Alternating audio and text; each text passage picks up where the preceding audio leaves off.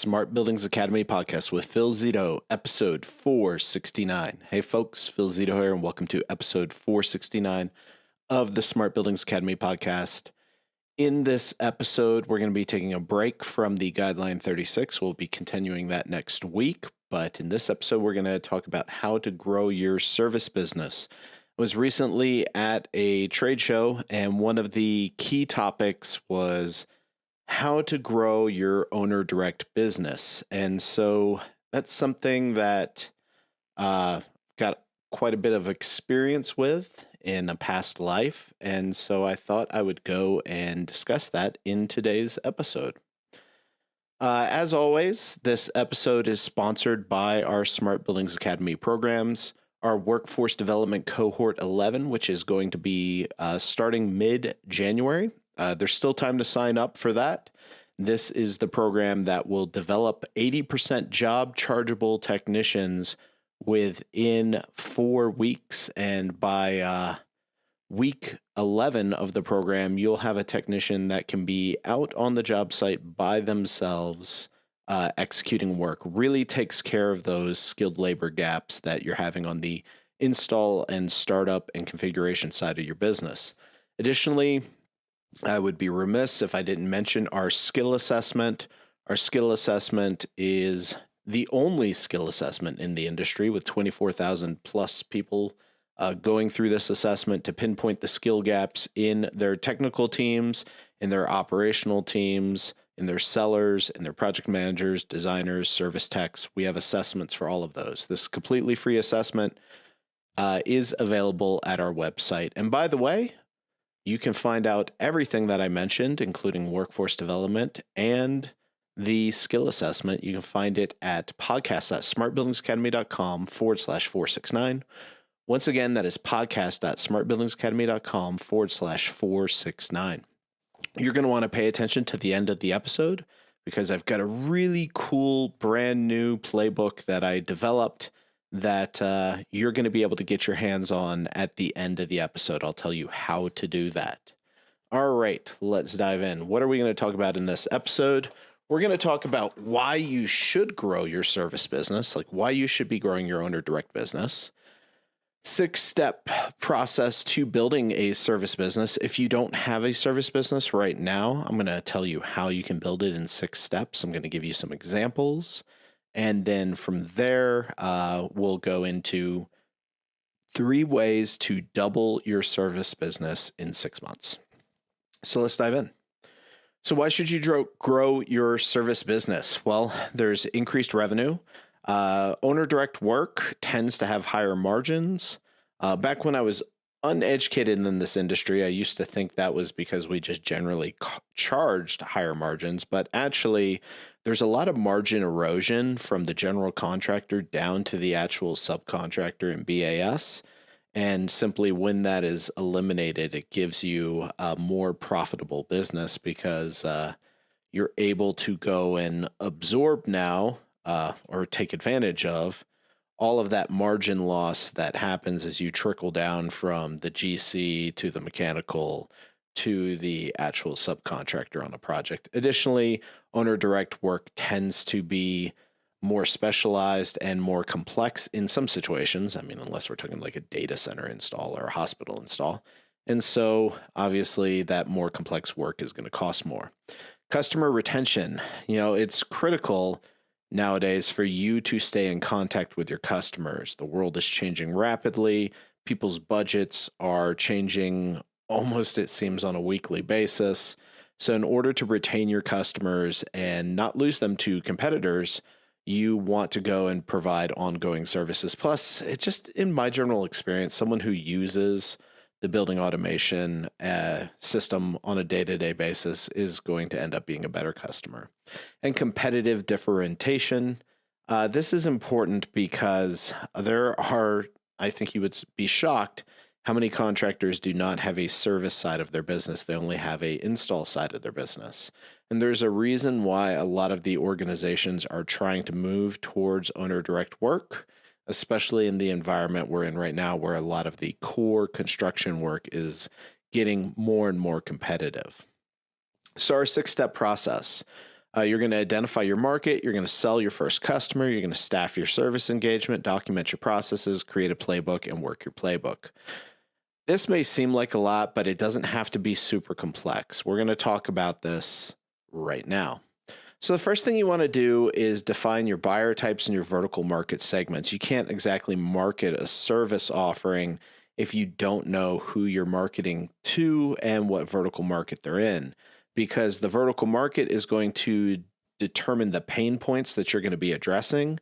And the buyer types are typically determined by the vertical market, but they're also going to determine how you go about prospecting and how you go about positioning your offering. So once you've picked a vertical market, for most folks, I recommend higher ed or K through 12. If you've got a mature business, then you can go into healthcare, but realize that's more complex. I recommend these businesses because these verticals because they're established verticals.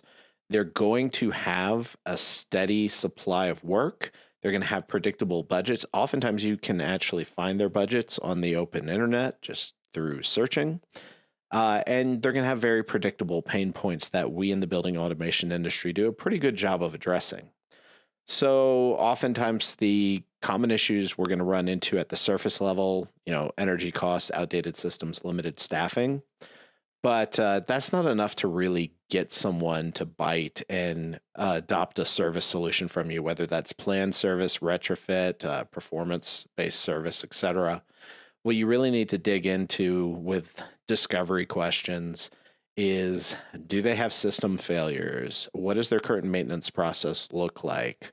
How are they meeting their current needs? Maybe if it's healthcare, how are they meeting their patient needs? If it's education, how are they meeting their student and instructional needs? So understand these questions or understand those problems by asking questions. This is super high level in this episode. If you all find this valuable, we'll go into each step at a deeper level. You just need to let me know in the comments. All you got to do on LinkedIn or on YouTube or wherever you're listening to this, go and comment, let me know that this is valuable and you'd like us to expand each step, and we definitely can. You want to try to build out customer personas. One of the things we'll talk through when we get to the playbook section is you're going to want to build out your target and qualifying. You're going to want to build out your discovery. You're going to want to build out your propose and your close phases. And you'll do that with different personas, different verticals. That'll drive your call planning templates. That'll drive your questions. That'll drive everything. And like I said, we have an opt-in at the end of this that I think you will find pretty impactful. Let's keep going. Step 2, sell your first customer, right? You can't really do anything unless you close some business. So I prefer the solution-based approach, identify a pain point, and then show directly how you're going to impact that pain point. The smaller, the better, usually when you're getting started. Something that you can immediately impact. If a hospital is having issues with OR downtime, go and create a service contract offering that is going to reduce that downtime and ties you contractually to the uptime of that OR. Or if you're maybe in higher ed, go and look at maybe they have some issues in their dorm side of their business. I say side of their business, of their campus. Maybe they have some issues in their teaching areas. Maybe they have some issues with their plant. Figure out what is the issue. Try to figure out the greatest ROI. We talked about this in a previous episode. I think it was like 466. Figure out what that ROI is going to be and then drive that ROI.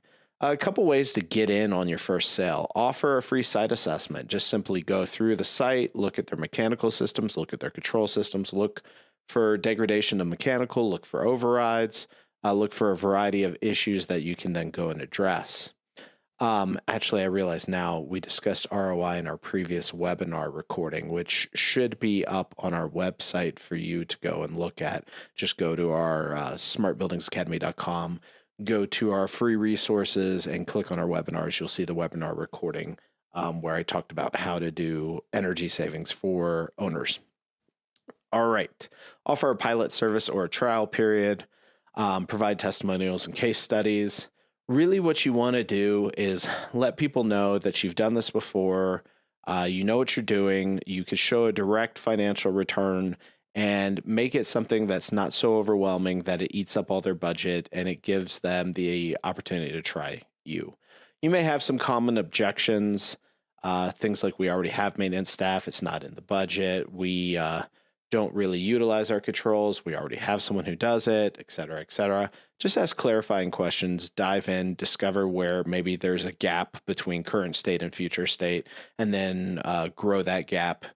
If it's an actual gap that is really existing, like always be ethical when you're selling, but if it is a real gap, grow that gap and show them the potential impact of that gap.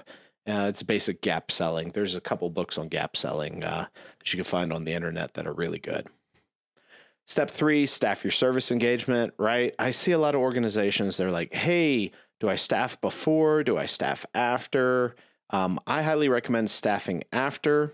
Use your existing employees if you can. Use your existing construction technicians to service the engagement, especially if it's like a retrofit engagement. Just run it through your construction team. If it's a service engagement, work with your construction team to go and allocate resources to do the planned service. Once you've got enough of these going to cover basically an FTE, that's when you want to start looking, full-time equivalent, you want to start looking at bringing someone onto your service group. You could promote someone from construction, but in my experience, the wiring, just the mental temperament of construction folks is not the same as service folks. They tend to have different temperaments, different engagement styles. So I tend to look for people who are more customer service oriented, problem solving oriented. That's not to say people on the construction site aren't that way, but they tend to be more procedural in their thinking, whereas service is very unpredictable. And with the wrong person, that can drive them crazy. So you're definitely going to want to go and look for people with these technical skills. I recommend training people from scratch. That's my personal experience, tends to work the best. The stuff we do, the failures that exist on job sites, there's not really anything new under the sun. Comm buses fail the same way they always have. Actuators fail the same way they always have.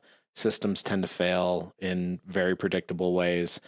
I recommend that you use some form of development to take new hires and make them capable of working on your service projects. Like I said in the beginning of this episode, we have a workforce development cohort. I think it's really good. It's produced some great results. It's a great option. If you do not have someone new and maybe you're hiring someone experienced, my big things for you to look for: 1, test their problem solving capabilities, test their customer service orientation, maybe do a behavioral profile like DISC or maybe Strengths Finders. Figure out kind of how they're wired, see if they're going to be oriented towards that more consultative, problem solving, customer service oriented persona. The last thing you want to do is spend a lot of money on someone who's experienced, only to find out that there's someone who likes to, avoid people and not really do anything that's, how do I say it, non-procedural. All right. Once you've staffed up your team, then it becomes like almost like a self-fulfilling loop, like a flywheel of sorts. You want to document as your team does the work, whether it is service work, whether it is retrofit work, whether it is maybe a performance-based agreement. You want to document, okay, how did you audit the site?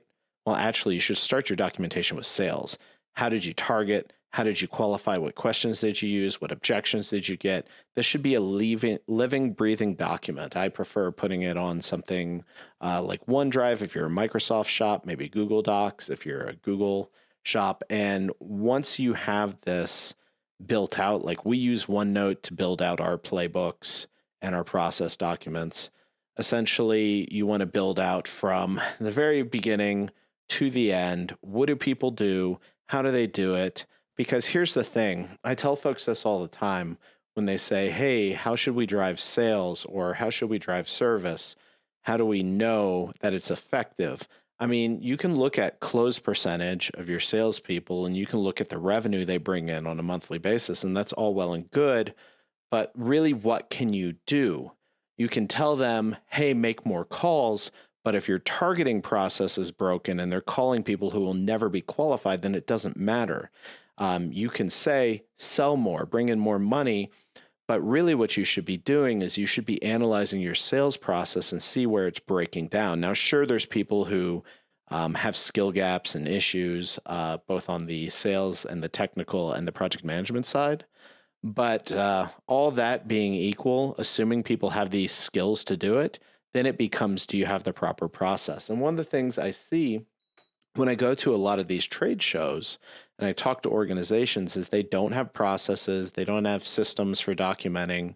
And so they get very unpredictable results because everything's different versus you start to document your processes, the way you execute a planned service agreement, the way you perform preventative maintenance on systems. Those are all repeatable processes. So you want to create templates for these common tasks. You want to go and adjust these templates.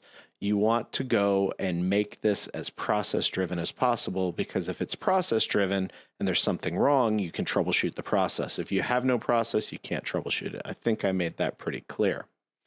Now you want to create a playbook. In here, I'm talking about the technical side of the playbook, but you also want to have a sales playbook. I recommend 2 playbooks.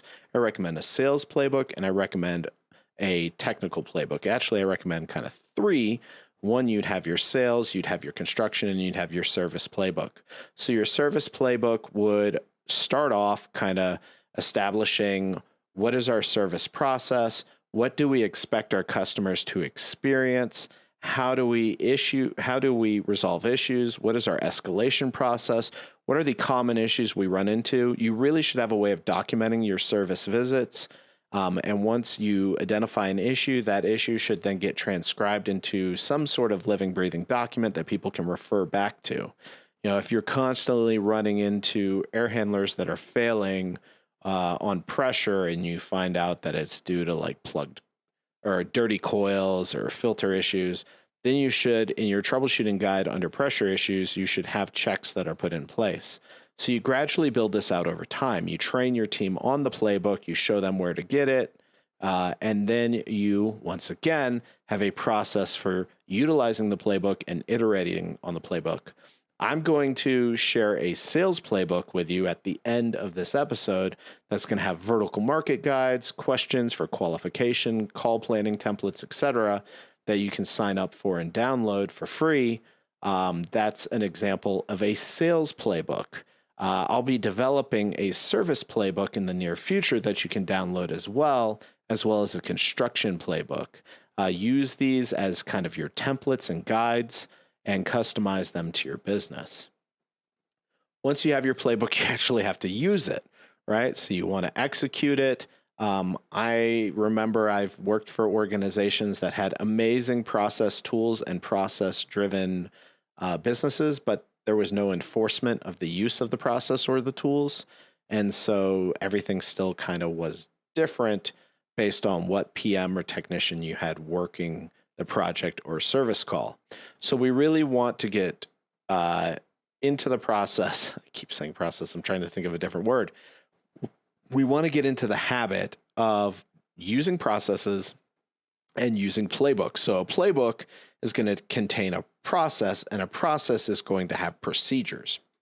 So your playbook, it has processes like this is what we do, procedures are how we do it, and you gradually adjust your procedures and your processes based on feedback. Document any challenges or deviations, collect your client feedback, use it to adjust your processes. For example, if you are consistently running into scheduling issues where a technician is booked on 2 different PMs at the same time, preventative maintenance at the same time, then you want to go and look at your scheduling process. How is this happening? And you kind of work backwards. Okay, this person got scheduled for 2 PMs.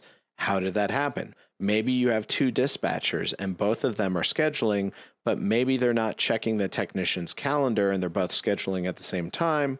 And maybe the system's not updating. It could be a variety of things, but figure out what's going on and then update your playbook accordingly. And one big thing, you want to highlight people who use the playbook. You want to celebrate the use of that, and you really want to empower them to provide feedback, and you want to show that you actually use their feedback because people want to be part of creating something. How often is it that a technician really gets to create the process that they're expected to be. I believe people want individual agency, to be able to be a part of something, to kind of be captain of their own journey. And by engaging people and creating these processes and procedures, one, you make their life a lot less stressful because they know what to expect. And two, you give them autonomy to kind of chart their own path within reason. All right, let's look at how we can double your service business in 6 months. These are 3 easy, doable ways to double your service business in 6 months. So what are they? Increase attach rate. Attach rate is if you have a construction project and you are attaching a planned service agreement or some sort of service offering to that project. This is one of the lowest hanging fruits to do. You do have to be careful with it because it can get muddy with warranty and like what is service, what is warranty, what's billable, what's not billable. But I highly recommend that when you get with your clients, you put on services. If I owned my own controls contracting business and it was mainly construction, here's the services I would attach. One, I would attach an ongoing training service.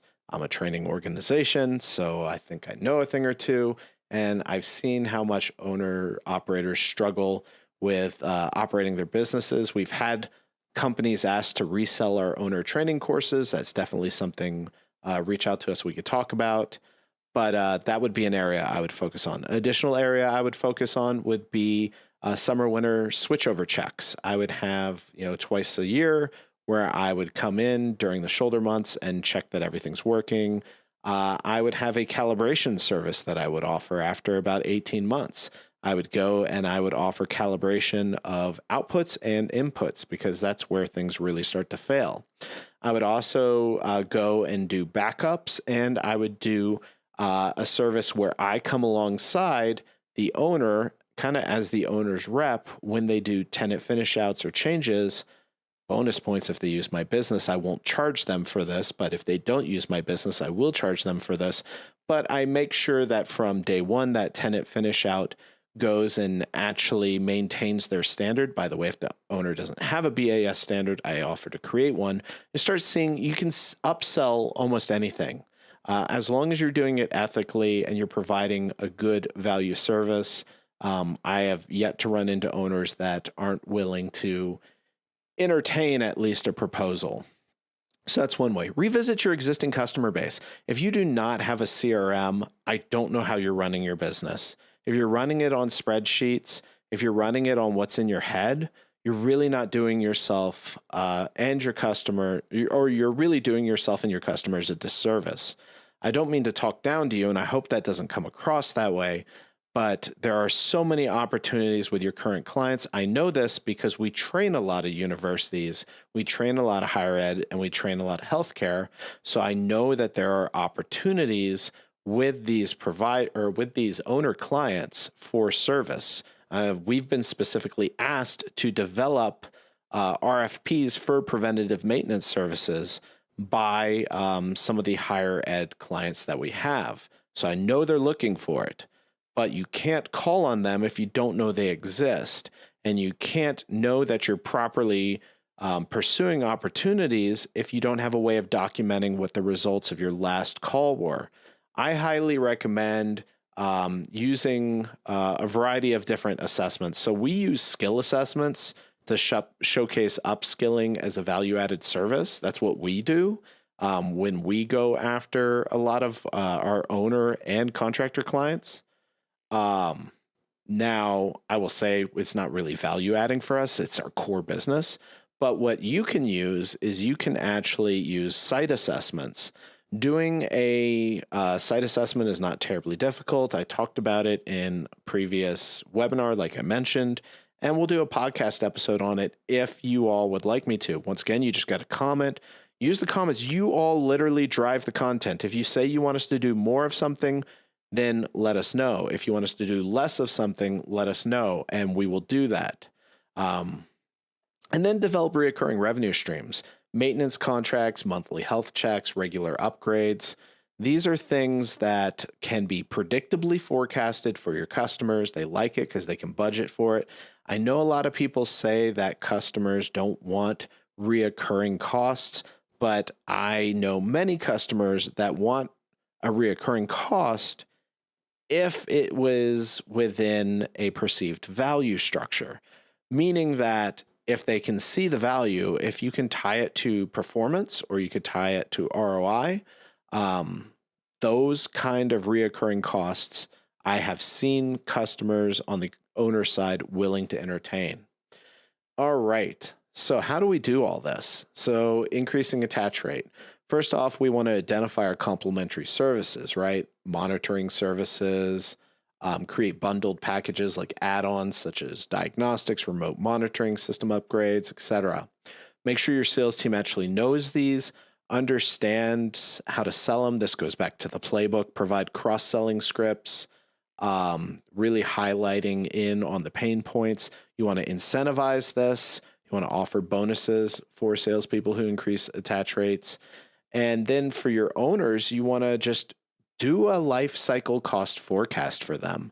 Show them what things look like if they don't maintain their sensor accuracy, if they don't maintain their actuators and all of a sudden an operating room goes down during surgery, or a whole wing of, a teaching building on a university goes down and they can't occupy it that day. What is the cost of that? And then don't be afraid to use discounts and loyalty incentives. The great thing about owner direct work is you have a lot more flexibility in your cost structure. You could do things like deferred payments. You can do things like, hey, if you are willing to sign a multi-year, we can reduce our costs because we can forecast our costs.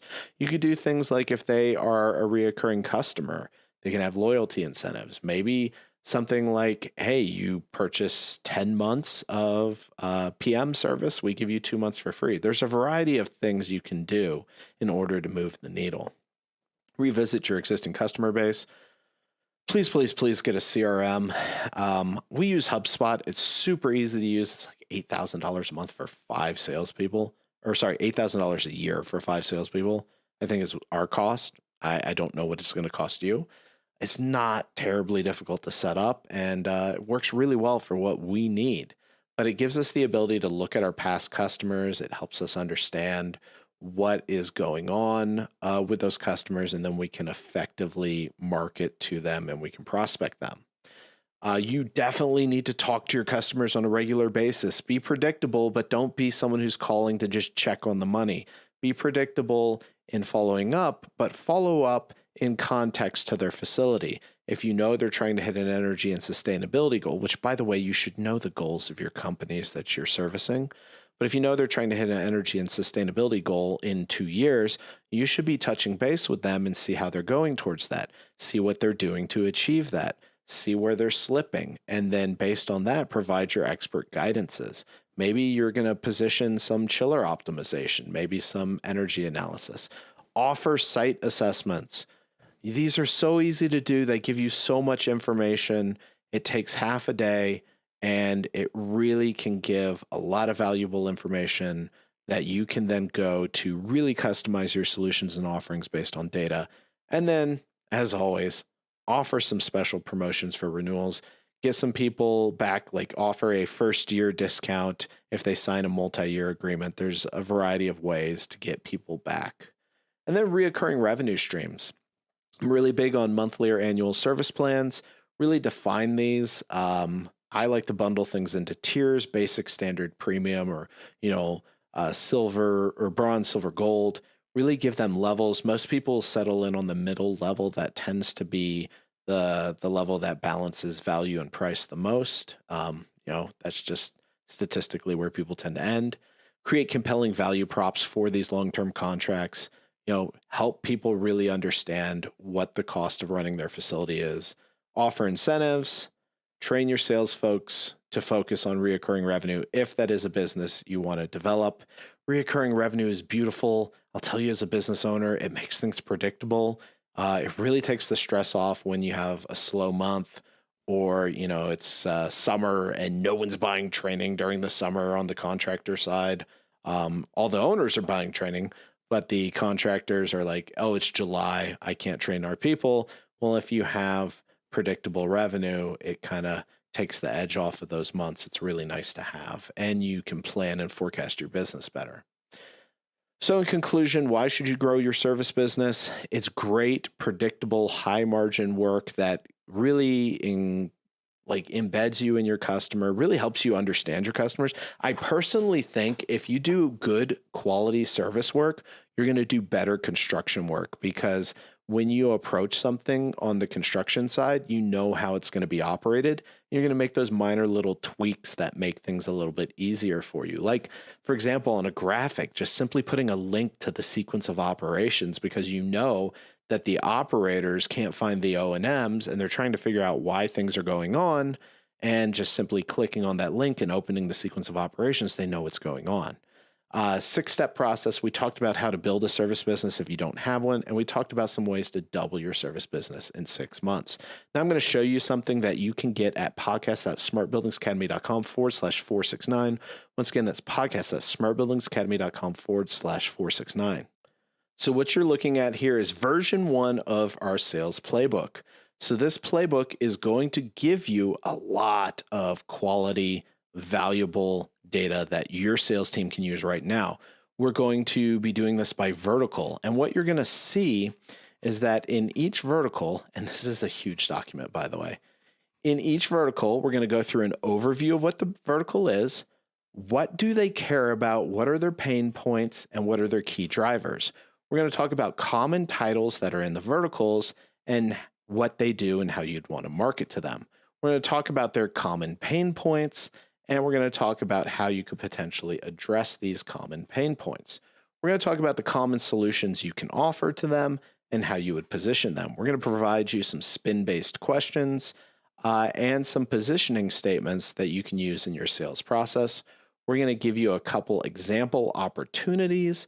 We're going to talk about how do you qualify this market, and we're going to talk about current trends that are impacting the market. We're going to give you some sample call plans and call structures, and then we're going to give you example call scripts, and we're going to give you a sample qualification checklist and objection handling for that vertical market.